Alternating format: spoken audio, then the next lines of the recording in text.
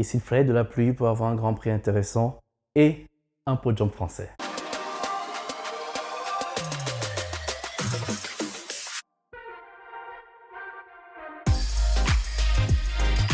Finger Pilote. Le Grand Prix de Hongrie aura été plein de surprises, notamment provoqué par le carambolage en début de course. La pluie aura eu son effet. Bottas et Stroll qui se ratent au premier freinage. Bottas freine trop tard et cône Norris. Norris va dégommer Verstappen et Bottas Pérez. Un vrai coup de bowling. Une fois de plus, les dégâts de la voiture Red Bull sont en partie dus à Mercedes. Mais pourquoi Bottas se rate-t-il? Bottas se rate à cause de deux facteurs.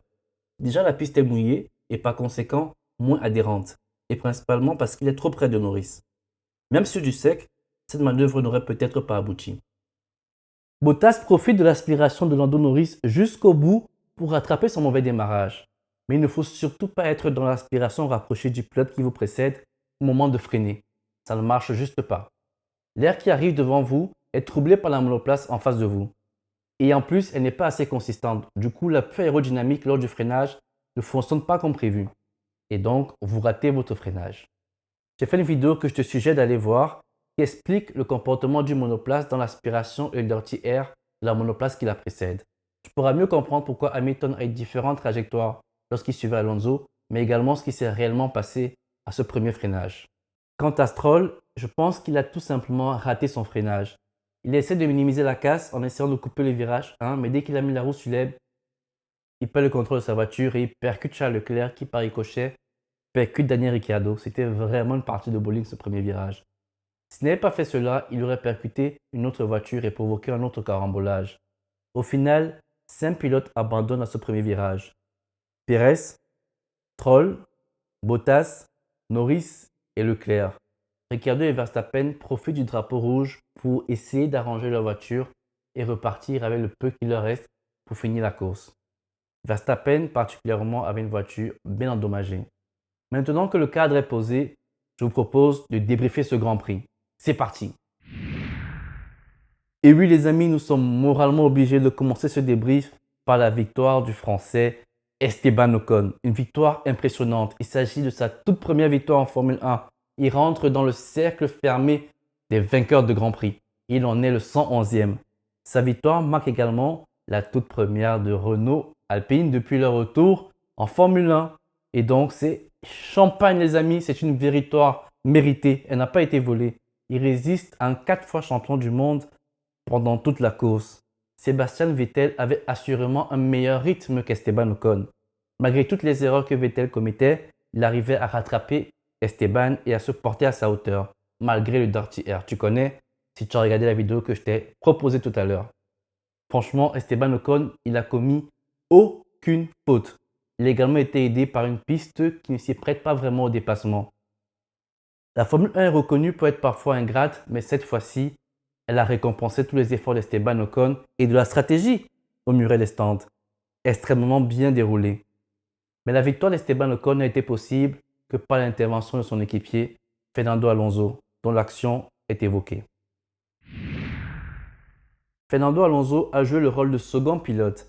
Il a été le lieutenant d'Esteban Ocon, retenant ainsi Hamilton qui, vu son rythme, et vous en conviendrez avec moi, aurait fait une bouchée de tous les pilotes devant lui. Fernando Alonso avait une stratégie extrêmement bien ficelée. Lorsque tous les pilotes sont rentrés au stand, Fernando Alonso est resté sur la piste. Il a même mené le Grand Prix pendant quelques tours. Il a retardé énormément son arrêt au stand, ce qui lui a permis, lorsqu'il a chaussé les hards, d'avoir un rythme impressionnant.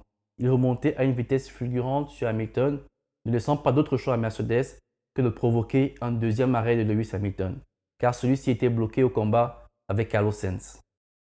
Lorsque Hamilton rentre au stand et chausse les médiums, il entame sa remontada. Il roule 3 secondes plus vite que tous les pilotes sur la piste. Et lorsqu'il arrive au niveau d'Alonso, Alonso défend comme si les deux pilotes luttaient pour la tête du championnat. C'était une belle bataille, très fair-play. On a adoré devant les écrans. C'était juste du pur régal. Hamilton a tout tenté pour dépasser Fernando Alonso. Il a essayé des dépassements à l'extérieur, mais Fernando Alonso lui a montré que c'est le pilote à l'intérieur qui dicte la trajectoire, poussant Hamilton parfois à lever le pied. Hamilton a essayé des décroisements dans le virage 2, il me semble, oui, dans le virage 2, et Fernando Alonso a ralenti à la réaccélération, obligeant Hamilton à ralentir son élan. Hamilton essaie des tentatives d'intimidation au virage 4. Mais Fernando Alonso, un vieux de la vieille, impossible de l'intimider à ce virage. Il persiste, il insiste. Au final, Fernando Alonso succombe à une feinte de Lewis Hamilton. Alonso, qui avait le regard dans les rétroviseurs, rate son freinage, petite erreur, blocage des roues. Hamilton corrige. Et si on parlait du périple de Lewis Hamilton, il faut quand même avouer que Lewis Hamilton est l'un des pilotes qui rend les courses intéressantes durant cette saison 2021. S'il n'est pas en train de se battre avec Max Verstappen, il fait des remontadas. Et cette fois-ci, il nous a montré sur un circuit où les dépassements ne s'y prêtent pas vraiment qu'il est capable d'effectuer des dépassements.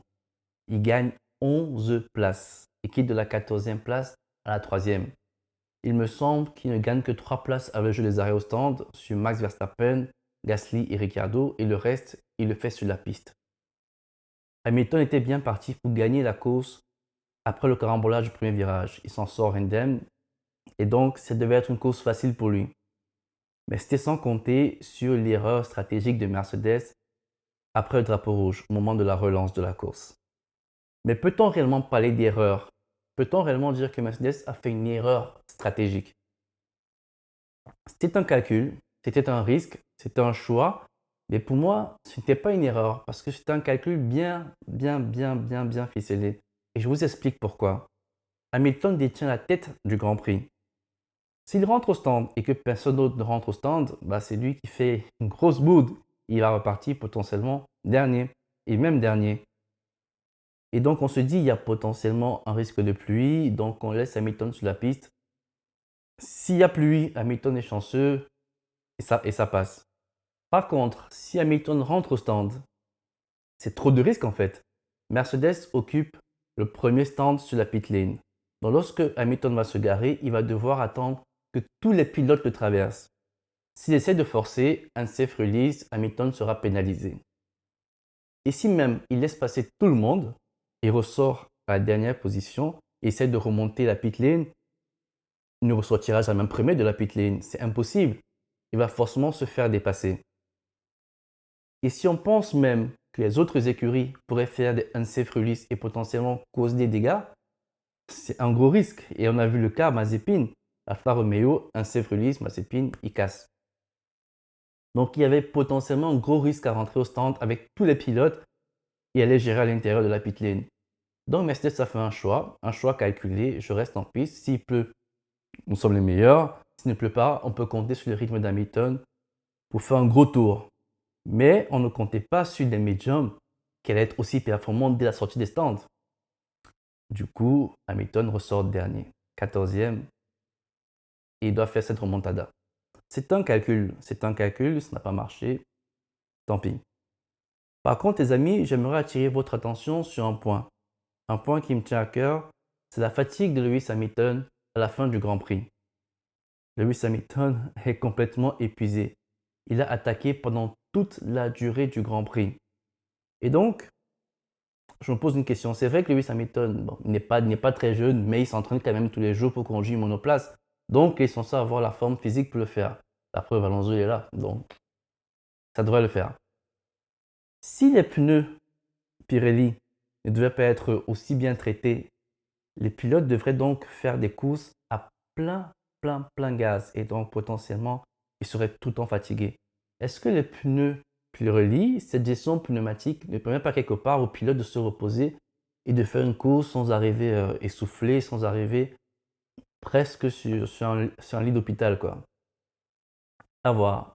Potentiellement, Pirelli permet aux pilotes de mieux gérer leur course et de mieux gérer leur souffle. C'était le petit point d'interrogation que je me posais. Peut-être faut dire merci à Pirelli de nous donner des pneus comme ça, des pneus qui se dégradent, donc il faut gérer. À voir. Et oui, Williams s'est fait des premiers points en championnat depuis 2019, enfin récompensé de tous ses efforts. Regardez ce tableau récapitulatif. Ce premier tableau présente la grille de départ. Le tableau suivant présente le classement au tour 5 à la reprise de la course après le passage au stand. Certains pilotes ont fait de gros bonds, notamment Latifi, 15 places et Russell 10 places. Le dernier tableau présente le classement à l'arrivée. Il n'y a que Hamilton qui effectue une grosse progression. Les Williams, Russell et Latifi sont les meilleurs des moins bons, si on peut le dire ainsi. Donc, chapeau.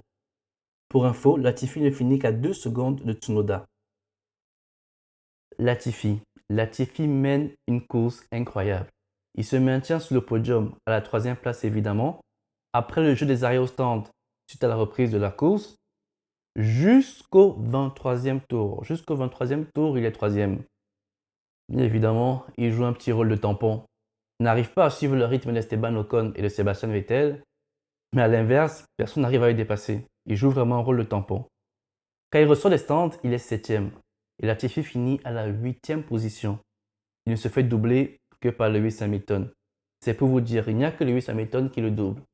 Mais en fait, Latifi se maintient à sa position parce que son équipier travaille. Le soldat Russell, armé de son bouclier, protège Latifi. Il empêche Daniel Ricciardo de le doubler et de doubler également Latifi. Russell se bat pendant toute la course avec Daniel Ricciardo. Si bien même que lorsque Verstappen dépasse Daniel Ricciardo, Russell arrive quand même à contenir Verstappen pendant les derniers tours. Toute la stratégie de Russell a été calquée pour maintenir Latifi devant lui. Il y a eu vraiment de beaux jeux d'équipe durant ce Grand Prix. Chapeau. Le Grand Prix de Hongrie n'a clairement pas été une course mettant en avant la voiture. Bien au contraire, elle a mis en avant le talent du pilote dans sa faculté à provoquer des opportunités et des dépassements. Au vu des courses précédentes, on peut se dire que les erreurs de Mercedes nous permettent d'avoir d'excellents Grands Prix, placés sous l'insigne de la remontada de Lewis Hamilton. Les amis, avant de partir, j'aimerais évoquer avec vous un point très important sur les dégâts provoqués par les accidents. Aujourd'hui, Red Bull se plaint des dégâts provoqués sur ses voitures, dans un contexte où les budgets sont plafonnés. En 2 courses, 3 voitures. Red Bull demande qui paye la facture. La Formule 1 est un sport mécanique et donc lorsqu'on fait un budget, forcément on inclut des lignes casse. Mais c'est sans compter le fait que dans ces 2 accidents, on a forcément notre rival au championnat. Même si dans un accident on sait potentiellement se dire que les torts et les responsabilités sont partagés, dans l'autre accident on a tendance à dire que c'est la faute de Bottas. Aujourd'hui, Red Bull aimerait que cela soit revu pour savoir qui paye la facture. Même si le McLaren semble dire qu'il s'agit du jeu de la F1, chaque écurie doit payer sa facture. Les casses, elles sont prévues dans les budgets. Et toi, qu'en penses-tu? Qui doit payer?